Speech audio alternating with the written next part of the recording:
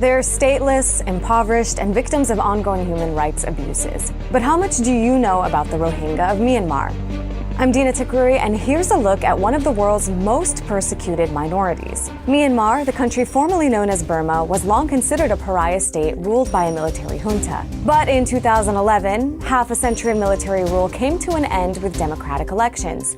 But democracy hasn't brought universal freedom to all the people of Myanmar.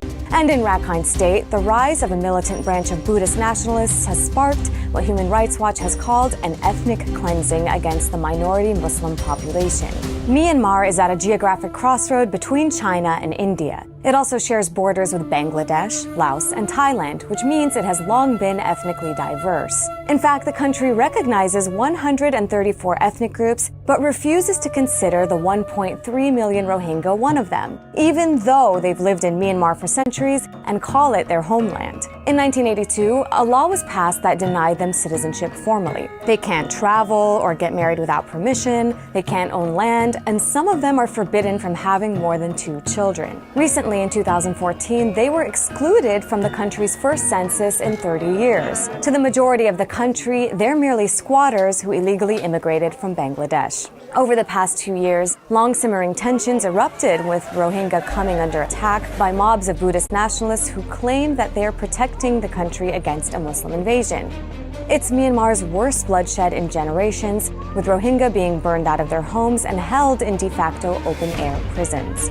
Hundreds have died in various massacres. Fearful for their lives, several 100,000 Rohingya have had no choice but to flee. Here's how one Rohingya refugee who fled Myanmar described it.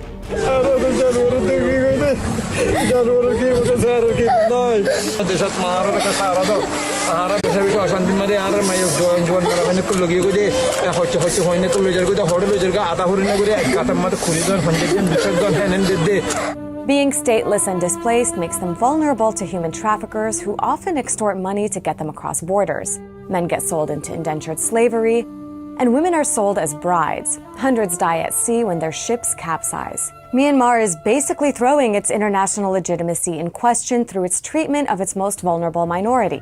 The violence against the Rohingya has also become a challenge for Nobel Peace Prize winner Aung San Suu Kyi's image as a unifying moral force. She's a devout Buddhist and now opposition leader in parliament. But this is what she had to say about the Rohingya. No, it's not ethnic cleansing. It's a new problem, and yet it's linked to old problems as well. So now that you know a bit more about the Rohingya people's plight, how do you think the international community should act?